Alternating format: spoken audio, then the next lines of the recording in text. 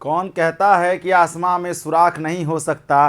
कौन कहता है कि आसमां में सुराख नहीं हो सकता? एक पत्थर तो तबीयत से उछालो यारो, एक पत्थर तो तबीयत से उछालो यारो। नमस्कार, सत श्री अकाल, अस्सलाम वालेकुम और हर हर महादेव। मैं नीतीश नंदनी बेसिक शिक्षा के इस ऑनलाइन परिवार में आपका स्वागत करता हूं। तो कैसे हैं आप सब लोग और कैसा रहा आपका बीता हुआ कल? वो कल जो बीता वो कैसा बीता? तो जल्दी जल्दी उपस्थित हो जाइए। T20 सीरीज शुरू हो गई है। T20 सीरीज में हम आपको 20 क्वेश्चन देंगे, 20 मिनट में करने होंगे, कम समय में भी कर सकते हैं, ठीक है। और ये आपको समय में बांधने की कोशिश है ताकि आप समय जीके जीएस का बचा करके आगे मैथ और रीजनिंग पर लगाएं और जनरल टेस्ट जो है एकदम धुआंधार क्लियर कर जाएं। चलिए तो शुरू करते हैं कहानी को। शुरू करते हैं पहला प्रश्न। ताजमहल किसने बनवाया था? सिंपल सिंपल क्वेश्चंस हैं। कुछ जब मैच खेलने जाते हैं तो कुछ बाउंसर आते हैं, कुछ छक्के मारने वाले बॉल आते हैं, तो कुछ छक्के मारने वाले भी लिखेंगे। Who build the Taj Mahal? Taj Mahal किसने बनवाया था भैया? शाहजहां ने बनवाया था, सबको पता है। शाहजहां ने ताजमहल बनवाया था। ताजमहल के अलावा भी शाहजहां ने बहुत कुछ बनवाया था, जैसे दिल्ली का लाल किला, दिल्ली का लाल किला बनवाया था, ठीक है। उसके बाद जामा मस्जिद बनवाई थी, जामा मस्जिद भी बनवाया था इसने, ठीक है। चलिए आगे बढ़ते हैं अगले प्रश्न पर बढ़ते हैं। दिल्ली का लाल किला किसने बनवाया था? अभी हमने बताया दिल्ली का लाल किला शाहजहां ने बनवाया था। शाहजहां ने जो है दिल्ली का लाल किला बनवाया था। एक चीज़ और शाहजहां के बारे में याद रखिएगा कि शाहजहां की सहायता, शाहजहां का नाम खुर्रम था, ठीक है। और इसी खुर्रम की सहायता करने के कारण सिखों के पांचवें गुरु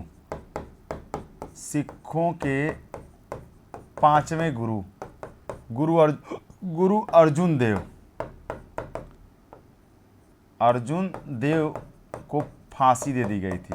तो क्वेश्चन पूछता है कभी कभी कि किसकी सहायता, ये जो शाहजहां था, ये शाहजहां था, किसकी सहायता की थी? शाहजहां ने विरोध कर देता, शाहजहां विरोध करता है जहांगीर का। तो जहांगीर जो है वो सिखों के पांचवें गुरु अर्जुन देव को फांसी देता। क्यों? क्योंकि उन्होंने उनके पुत्र खुर्रम की सहायता की थी, ठीक है। यानी यही शाहजहां की, ठीक है। चलिए आगे बढ़ते हैं। अब फांसी किसने की थी? ये जहांगीर ने दी थी, याद रखिएगा। आगे, हुमायूं का मकबरा कहाँ स्थित है? लाहौर, आगरा, दिल्ली और पेशावर। तो हुमायूं का मकबरा है दिल्ली में। कहाँ है हुमायूं का मकबरा? दिल्ली में स्थित है, ठीक है। चलिए अगर बाबर के मकबरे की बात कर लें तो बाबर का मकबरा जो है, बाबर का मकबरा पहले आगरा में था। पहले कहाँ था? पहले आगरा में था। फिर आगरा से हटाकर कहाँ लेके चले गए? काबुल चले गए, ठीक है। हुमायूं के बारे में जो किताब जो है हुमायूं नामा, हुमायूं के बारे में पता चलता है। किसने लिखा है? गुलबदन बेगम, ठीक है। हुमायूं नामा के लेखक है। चलिए अगला प्रश्न। बुलंद दरवाजा किसने बनवाया था? बुलंद दरवाजे का निर्माण भैया अकबर ने किया था। किसने किया था? अकबर ने। कब किया था? जहां गुजरात विजय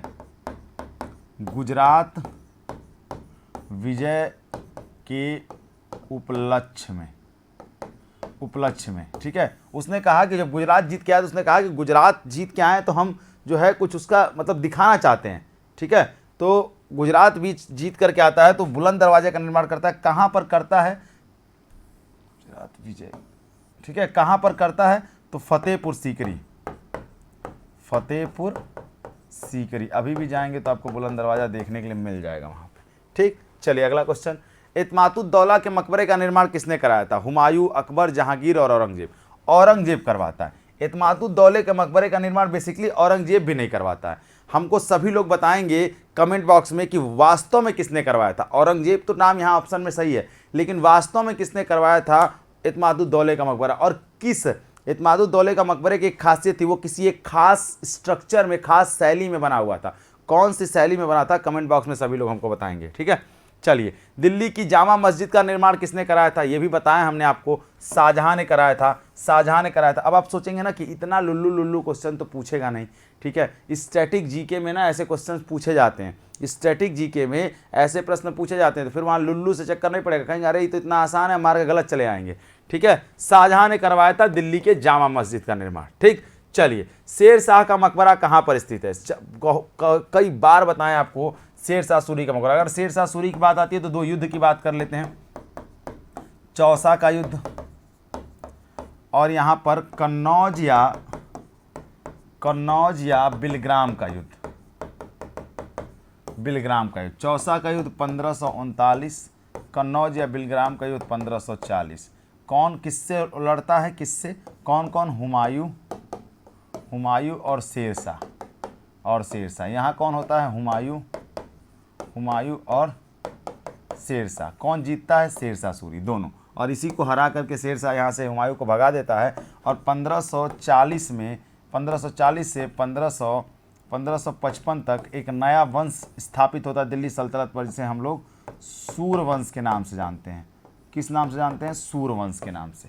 ठीक है, चलिए आगे बढ़ते हैं। अगला क्वेश्चन, पानीपत का तीसरा युद्ध कब हुआ था? पानीपत के 3 युद्ध हुए थे। अच्छा, तो यहाँ बताया नहीं, सासाराम में उसका मकबरा है। कहाँ पर है? सासाराम में। पानीपत का 3 युद्ध हुआ था। पहला हुआ था 1526 में, दूसरा हुआ था 1556 में, तीसरा हुआ था 1761 में। ठीक है, तो इसका सही जवाब हो जाएगा डी। ठीक है, अब देखिए, पहला हुआ था पानीपत का इब्राहिम लोदी और बाबर। ठीक, दूसरा हुआ था हेमू और अकबर। ठीक है, तीसरा हुआ था अफगानों और मराठों के बीच। ठीक है, चलिए, इसमें बाबर जीतता है, इसमें अकबर जीतता है, इसमें इसमें जो है अफगान जीतते हैं। ठीक, चलिए आगे बढ़ते हैं अगले क्वेश्चन पर। पानीपत का द्वितीय युद्ध कब हुआ था? बताया अभी आपको 1556। हेमू और अकबर कौन जीतता है? अकबर का संरक्षक रहता है। संरक्षक रहता है कौन? बैरम खां। ठीक है, चलिए आगे बढ़ते हैं। शेर शाह सूरी इतिहास में किस लिए प्रसिद्ध है? वीरता, न्याय, प्रशासनिक व्यवस्था या विशाल साम्राज्य? शेर शाह सूरी मेरे भाई ना प्रशासनिक के लिए प्रसिद्ध है। प्रशासनिक व्यवस्था, जो आज आप grand truck road, GT road देखते हैं ना, जीटी रोड, जो बड़े बड़े हाईवे होते हैं, इसका निर्माण जो है वो किसने किया था? शेर शाह सूरी ने। उसके अलावा अगर आप जो देखते हैं, हाँ, शेर शाह सूरी जो था, इसके अलावा भी बहुत सारे काम उसने अपने प्रशासनिक व्यवस्था के दम पे जो है अपनी पावर को डेवलप किया था उसने। ठीक है, चलिए आगे। शेर शाह सूरी की मृत्यु हुई थी। ठीक है, शेर शाह सूरी की मृत्यु देखिए कहाँ हुई थी? कालिंजर के किले में हुई थी उसकी मृत्यु। पता है क्या करते हुए? उक्का नामक अग्नेय शस्त्र चला रहा था। उक्का नामक अग्नेय शस्त्र चला रहा था और इसी चलाते समय उसकी मृत्यु हो जाती है। कब? 1545 में। मतलब 1540 में दिल्ली की गद्दी पर बैठता है और 1545 में कहानी खत्म हो जाती है। मात्र 5 वर्ष तक राजा रहता है। इसका मकबरा कहाँ है? सासाराम में। अगला क्वेश्चन, नूरजहां का वास्तविक नाम क्या था? नूरजहां का वास्तविक नाम था भैया मेहरुन्निसा। नवरोज के उत्सव में, नवरोज का जो त्यौहार होता है, फारसी त्यौहार है, नवरोज के उत्सव में जो है जहांगीर इनको देखता है, और वहीं पे इनसे प्यार होता है। कहता है मैं शादी करूंगा तो इसी से करूंगा, ठीक है, नहीं तो किसी से नहीं करूंगा। मतलब समझ रहे हैं ना, हाँ, कि नून रोटी खाएंगे, जिंदगी संग ही बिताएंगे। हाँ, भाग के आए हैं हम दिल्ली से दिल्ली, पर इन्हीं के साथ रहेंगे, नून रोटी खाएंगे, ज़िंदगी यहीं बताएंगे। ठीक है, तो उन्होंने कहा मेहरुन्निसा ने कि मैं यही करूँगी अब। ठीक है, जहांगीर भी तैयार हो गया। चलिए, who was the nick name of milk man of India? 2022 का जब आप PYQ उठाएंगे तो ये क्वेश्चन आपको वहीं मिल जाएगा। ये क्वेश्चन हम करा रहे हैं, ऐसा नहीं है, PYQ में भी है। ठीक है, मिल्क मैन ऑफ इंडिया के नाम से वर्गीज कुरियन को जाना जाता है। ऑपरेशन फ्लड, दुग्ध क्रांति, फ्लड। ठीक है, ऑपरेशन फ्लड इसे कहते हैं। अमूल दूध पीता है इंडिया। अमूल दूध जो है ना, ये वर्गीज कुरियन की देन है। ठीक है, इन्हें मिल्क मैन ऑफ इंडिया कहा जाता है। अच्छा, कहाँ से ये शुरू हुआ था? ये शुरू हुआ था गुजरात से शुरू हुआ था। अगला क्वेश्चन आइए। आगे क्वेश्चन क्या है? हाँ, निम्नलिखित में से किस शहर में उच्च न्यायालय की सीटें नहीं है? भोपाल में, चंडीगढ़ में, अहमदाबाद में या बड़ोदरा में? ठीक है, उच्च न्यायालय पूछ रहा है, उच्च न्यायालय की सीटें नहीं हैं, ठीक है। ये वाराणसी होगा मेरे हिसाब से इसका आंसर वाराणसी होना चाहिए, ठीक है। चलिए आगे देखते हैं। कह रहा है भारत में हरित क्रांति के जनक के रूप में किसे जाना जाता है।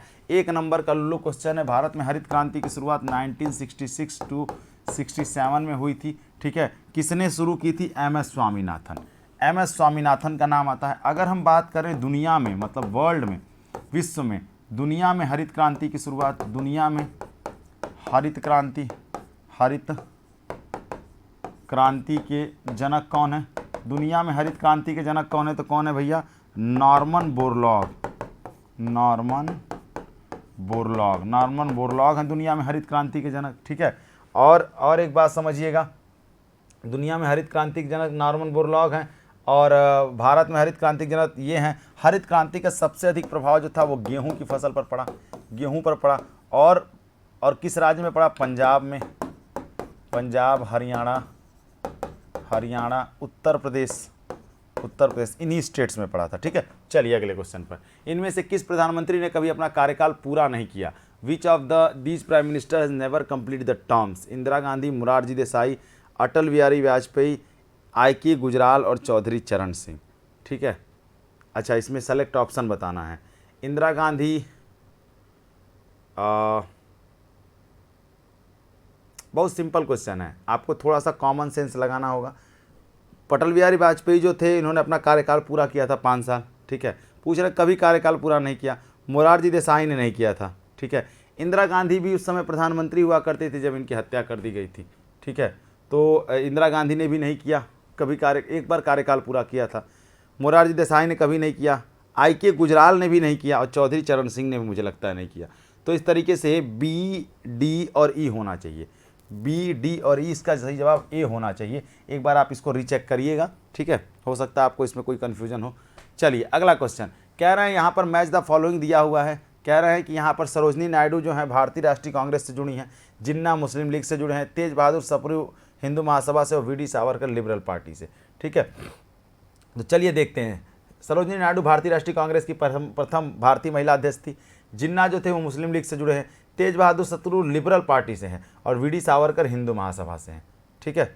तो चलिए इस तरीके से अगर ऐसे देखेंगे तो इसका सही जवाब क्या हो जाएगा? A का दूसरा और B का पहला, A का दूसरा, B का पहला, C का चौथा और D का तीसरा, यानी कि A इसका सही जवाब होना चाहिए, ठीक है। चलिए आगे बढ़ते हैं अगले क्वेश्चन पर। राष्ट्रगान पहली बार किस वर्ष गाया गया था? राष्ट्रगान जो है पहली बार किस वर्ष गाया गया था? ये गाया गया था 1911 में। दिल्ली दरबार लगा